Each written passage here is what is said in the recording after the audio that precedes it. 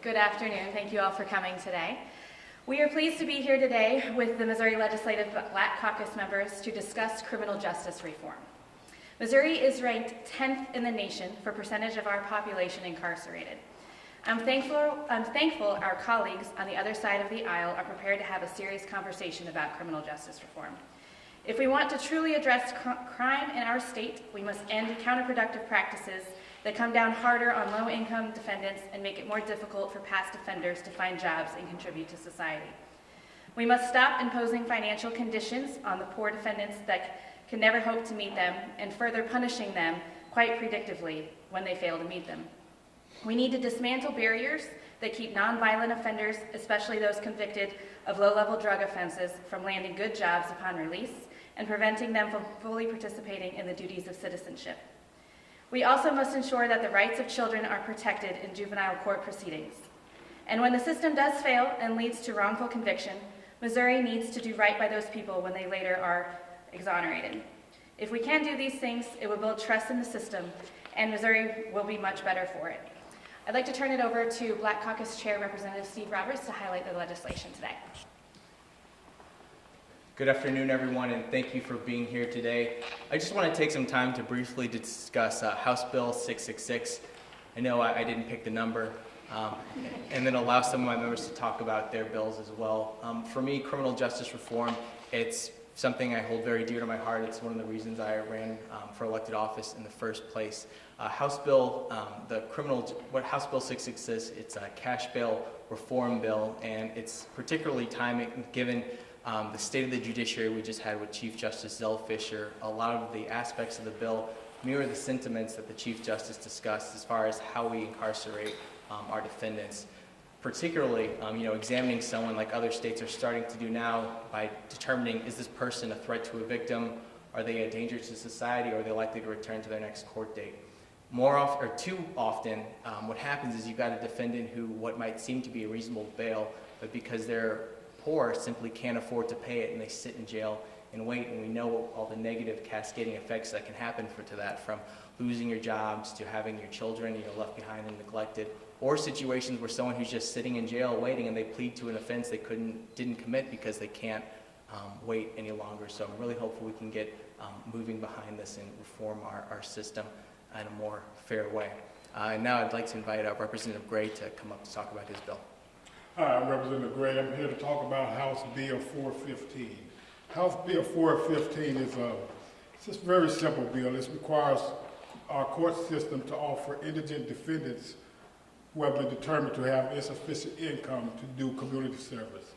This legislation would only apply to traffic violations, local ordinance violations, and deed misdemeanors.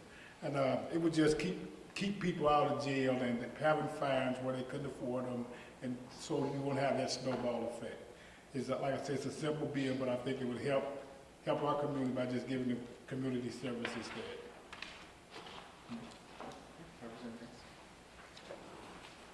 I would like to talk about House Bill 508. When we talk about criminal justice reform and prison reform, we often forget about sometimes the reentry aspect.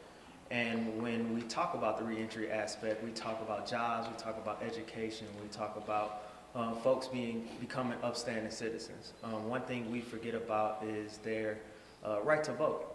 And so in the state of Missouri right now, if you are on probation and parole, you can't vote until you're completely off. There are 13 other states in the United States that have their particular legislation says that you can vote as soon as you get out of jail, including Utah. And so what 508 does, it just strikes out the probation and parole aspect, and it lets folks get right out to vote. When we talk about voting, they can pay taxes, they can become upstanding citizens, but they can't vote on school boards where their kids go. They can't vote on tax increases, and they can't vote on their leadership. So I'm glad this particular bill has wide range support across both aisles, and hopefully we can get it across the finish line. Thank you. Hey everybody, Representative Lakeisha Bosley, St. Louis City. House Bill 692 refers to restitution, doubling the amount from $50 to $100. This is an issue that should never happen, so we shouldn't get too much pushback on it. There is a cap of $36,500 every fiscal year per person, so we're not increasing that in any way. It's just the $50 a day. So the daily amount will no longer be 50, it'll be 100. So hopefully we can get some support and push it forward because people's times, energy, and lives are worth more than just the $50. So thank you. Good afternoon. I'm Representative Barbara Washington. My bill is House Bill 292, and it asks for an automatic expungement for those who have been convicted of marijuana possession under 35 grams. Of course, there was already a procedure in our state statutes and in our criminal justice procedure where you can apply for expungement. However, expungement as it is today is still subject to judicial review and to judicial discretion. This bill would specifically be a shall bill as opposed to a may bill. And so that if you were convicted between 1997, December 31st, 97, and the present of marijuana possession only with no other crimes under 35 grams, then you would get an automatic expungement. For some people, having this on their record affects the way that they can get employment. It affects if they can get some financial aid, and it also affects them getting jobs and housing. So we need to make sure that as we move forward to legalizing medical marijuana and eventually recreational marijuana, that we are not punishing those who just happen to be born and convicted at the same time. Thank you. All right, House Bill 153, it seeks to create a plausible way to assimilation for ex-offenders. It makes DLC certify and bond any inmate that's currently locked up and they're working in the correctional facility. If you look at Kansas City and St. Louis, you'll see a high recidivism rate after the third year. I believe this is directly related to people's ability to get gainful employment. And again, House Bill 153 will seek to rectify that by creating a plausible pathway to employment by having these individuals that are currently working in DLC get certification and or bonding upon release of a correctional institution.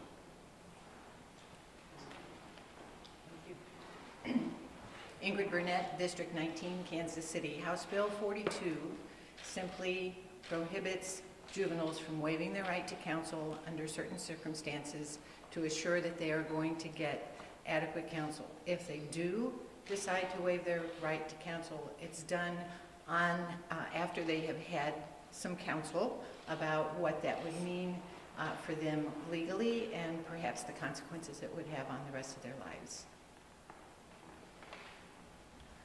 Just to wrap up, I'm very excited that our Republican colleagues have shown and demonstrated their interest and that they recognize that our criminal justice system does need to be reformed. I was very encouraged that a bill that came out last year that didn't make it to the finish line, it was actually Representative Smith's bill that eliminates some of our mandatory minimum issues, as well as a bill we just heard in Judiciary last week that will help eliminate debtors' prisons that we got in the state. And I'm glad the courts have taken notice with the recent ruling prohibiting judges from incarcerating people based on a failure to make payments. So I'm really excited to be working on this year, and we'd gladly answer any questions you have about criminal justice or some of the specific bills you heard today. Why do we need, since Chief Justice Fisher said that the courts are making changes in the rules that affect judges, why do we need several of these bills that basically address the same thing? That's a great question. So what this does, it will make it codified in our statute, so if there's ever a change, but it also will provide more of a stronger uniform template and outline for our courts to follow with these risk assessments like we've seen in other states.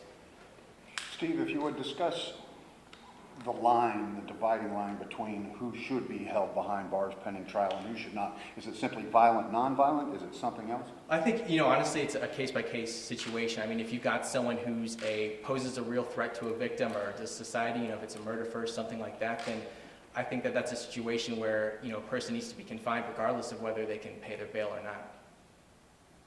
Some people would argue that a lot of the punishments that now exist in the law are because people broke the law. For instance, the voting rights thing. You can get voting rights back when you completed your sentence, whether it was in a confined space or probation or parole. And there are a lot of people who argue that that is a just punishment. Some of these bills would change that. Is that a change we want? There are some people who would argue that that would encourage people to be less careful about obeying the law. Your responses to that? Sure. I'm just going to let my colleague take it because that's exactly what his bill addresses. So when you're released from prison, we have to follow all these rules. And we talk about folks who actually serve their time. And if the probation and parole board deems this person ready to be back in society, then they should have their voting rights back. And as I stated before, if somebody can get out of jail and they can pay taxes to the state, if they can become upstanding citizens, if they can put their kids in the schools where we are paying property tax and that's going to the schools, then they should be able to vote. It's no different in a way than what we did hundreds and hundreds and hundreds of years ago when the going saying was no taxation without representation. I have a question for Representative Washington. Do you happen to know offhand how many people who are currently incarcerated who this bill would affect? So the bill is not just for those who are incarcerated, it's for those who are convicted. Who have a record? Yeah, so there are countless thousands. And even the prosecutors in the three major judicial circuits that we have in the state of Missouri have made the decision that they will no longer prosecute marijuana possessions. That would be Jackson County, St. Louis City, and St. Louis County. Most of the municipal courts have already stopped prosecuting those people for those type of instances. So I don't have the numbers of, they're probably, unless you have other crimes, you probably in the last 10 years have probably not been incarcerated for a significant period of time just for marijuana possession, and that's primarily because our jails are and our prisons are overcrowded, except for the one that is north of Representative Ellington and I. However, there are countless numbers of people. I can tell you that when I was a prosecutor, I probably saw in just those couple of years over 1,000 people that had that as a conviction that was placed on their record. Some districts are no longer going to prosecute low-level marijuana offenses, but not all of them. That's correct. Do you expect this to be challenged anywhere should this pass? Actually, I don't. I have the blessing of being a criminal defense attorney, and I've represented people throughout the entire state that have been charged with marijuana possession. Usually, if that's the only thing they have, then they are either placed in the drug court, because that is something that they can do in drug court. You can't do it if it's sales, you can't do it if you have a gun or something that has a more serious nature with the crime. And also, if they are not eligible for drug court, I will use my favorite country county or rural county, which is Saline County, because that's where my family is from. Saline and Lafayette they've already been giving probations primarily for those who are only charged with possession. So I don't think we'll have a ton of pushback. The issue will be, how do we actually expunge their records? Do we do that through a computer system? Do we just call everybody in, and as long as you make the application, the judge will automatically grant the expungement? And that is where I think the pushback will be. We do have some support on both sides. I'm working with Senator Curls as well, and how we do that with the governor's office to make this the best thing that is for all of our citizens. And you are drawing the line misdemeanor versus a felony charge. Yeah, so the under 35 grams can be a felony, but it is mostly used as a misdemeanor. If it is over 35 grams, then this bill would not apply. Would it apply to the under 35 that are felony charges? Yes. And so I'll re-ask the question I asked earlier. So let me say, so our statutes are written so that things that are super minor could also be a felony, because that's the way our statutes are written. Is that always fair for the criminal defendants? Absolutely not. I've been on both sides of the wall, and I know it hasn't. I know that it's not fair. So the issue here is, did you have enough to sell, or did you have enough to use? And so 35 grams is what we have decided as a state is that amount that is less than enough to sell. So should we continue to punish those who have less than enough to sell? So with 35 grams, I'm not a drug dealer. That's what's presumed in the law. 35 grams, as long as you didn't catch me with something else, you didn't catch me with a scale, you didn't catch me with it bagged up, you didn't catch me with a gun, you didn't catch me with a lot of money, you just caught me with the marijuana itself. Those people should not continue to be punished, because they are not those who are the most violent and the most dangerous in our community. Can you speak to some of the differences between your proposal and the expungement bill that was heard in the criminal justice reform Yeah, so the bill that was heard in criminal justice, and it's not really criminal justice reform, it's just criminal justice, I think that's a notable difference, is only if you subsequently receive a medical marijuana card. So what if I don't know to go get a medical marijuana card? What if I live in rural? What if I just live 20 miles from here where they're closing a hospital? They announced that on the news yesterday. And I can't get a medical marijuana card. And why is it only if I can get a medical marijuana card? If we are moving towards recreational marijuana use, which is not legal in Missouri right now, and I'm not necessarily saying that I use it because I don't, but I know people that do. So if we're moving towards failure to punish those persons for recreational possession, then why can't we move that notch a little further and not require you to only have a medical marijuana card? I definitely agree with that bill. I just think we need to push the button a little further. I have a question for Representative Ellington and Representative Franks on the reentry issue, because the bills kind of tie in. You two were the first, as I was watching the governor deliver the state, the first lawmakers on either side to stand up and applaud when he said, "I'm not interested in building more prisons." Have you talked to the governor about your bills, and are you optimistic that you can get some Republican support, because you'll need that to get those through? Yeah, I actually forgot to mention that. So as of last week, I've been in active conversations with the governor's administration. I've also been in conversations with DLC. So I'm trying to get the governor to actually come out in favor of the bill vocally. And with DLC, I'm trying to get them to put their stamp of approval on it this year. In the past, I haven't had any negative testimony from DLC. I just have not had a full endorsement, and we're working towards it now. And under the new director of pre-sites, he's actually increased some of the occupations that get certifications. So I'm feeling optimistic that I will have DLC's stamp on it, and hopefully the governor will come out vocally in favor of the bill. And really, to echo Representative Ellington, I've gotten a lot of support on both sides of the aisle in both chambers.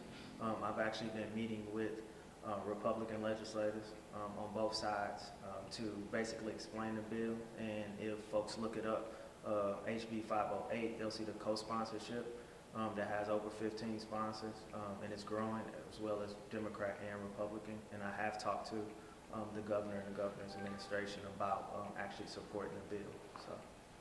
Representative Gray, Yes. I have a question about your bill. Have you done any fiscal impact studies? Do you have? Well, I come from my district, I guess, the community is made up a lot of low-income people. And a lot of these people just cannot afford to get fines and fines and fines and court costs and court costs. And this here would just make it easier. We have prisoners on the highways now, cleaning up grass and cutting yards, and we could do that same thing in the community. I haven't actually did a cost figure, but for the community, it would definitely help the community and keep them to get, like I said, making a snowball effect. Who would determine what is the status of having insufficient funds? Well, I guess you would, the courts actually. I mean, they would base it on their income, and I imagine we can make it where you would have to apply for it. Where you can apply and say, I can't afford to pay these fines. Is there anything I can do to not have to pay the fines, and then it'd be up to the courts to make that judgment. Would some kind of metric or formula be built into the legislation? I think that's possible, but right now I haven't looked at it, but it's definitely possible. Anything that just can help the community without getting fined.